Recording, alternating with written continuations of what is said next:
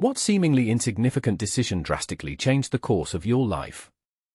The time I chose the slightly longer checkout line at the grocery store instead of the seemingly faster one changed everything. In that extra minute, I saw my future wife struggling to reach a jar of pickles on the top shelf. A silly act of chivalry, reaching for some pickles, led to a conversation, a first date, and now, 10 years later, a chaotic but beautiful life filled with laughter and pickle-related jokes. Had I chosen the shorter line, I would have missed that moment, and my life would be unrecognizably different. I decided to skip my usual morning coffee run because I was running late for a lecture. Instead of grabbing my usual caffeine fix, I went straight to class, utterly unprepared for the guest speaker that day, the CEO of a tech company. Apparently, my frantic note-taking and unusually engaged questions caught his eye. He approached me after class, offered me an internship, and that internship catapulted me into a career I never even considered before. All because I was too tired for coffee.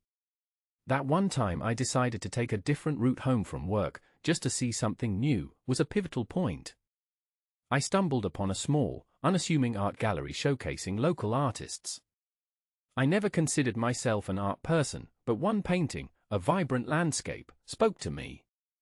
I bought it on a whim, and that purchase ignited a passion for art collecting and eventually led me to abandon my corporate job and open my own gallery. Now, I am surrounded by beauty every day, all thanks to a spontaneous detour. Choosing to say yes to that random invitation to a karaoke night drastically altered my trajectory. I was hesitant, shy, and convinced I was a terrible singer. But I went, embarrassed myself thoroughly, and met a group of people who shared my love of terrible singing and questionable dance moves. That group became my closest friends, my chosen family, the people who pushed me to take risks and supported me through thick and thin. Saying yes to karaoke gave me the courage to say yes to life. The moment I decided to donate blood on a whim, simply because I had some free time, proved to be life-altering in a profoundly unexpected way.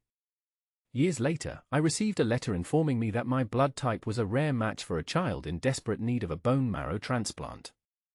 Without hesitation, I agreed to donate. Knowing that I played a part in saving a life that would otherwise have been tragically cut short, has reshaped my understanding of purpose and the interconnectedness of humanity. It all started with a wrong number. Someone accidentally called me searching for a pizza shop. My life took a detour.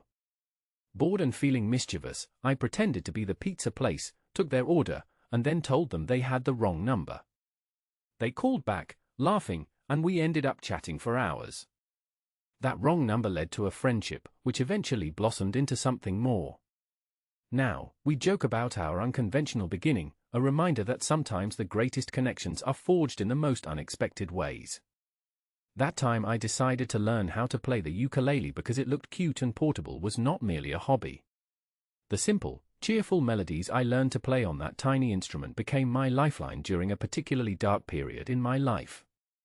The act of making music, of creating something beautiful and uplifting, pulled me out of the depths of despair and reminded me of the joy that still existed in the world. The ukulele saved me. I decided to ignore the "Do Not Enter" sign and wandered into the abandoned wing of the hospital. Inside, I found a dusty old file cabinet filled with patient records from decades ago. While I probably shouldn't have been snooping, I found a file with my grandmother's name on it. It revealed secrets about her past that she had never shared with anyone, secrets that explained so much about her personality and her choices.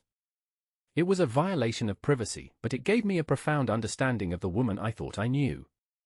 Choosing to be brutally honest with my boss, even though I knew it could cost me my job, turned out to be the best decision I ever made.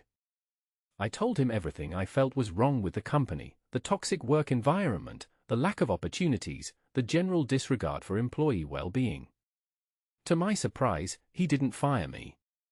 Instead, he listened, acknowledged the issues, and vowed to make changes. He asked for my help in implementing those changes, and together, we transformed the company into a place where people actually wanted to work. Once I decided to trust the fortune cookie, it changed my reality in a very eerie way. It told me to invest in something I believe in. Being a broke college student, I had no resources. My friend said it's just a cookie, but I sold my car and put all the money in some random stock my cousin told me about. It skyrocketed. I got rich. I don't trust anything other than fortune cookies.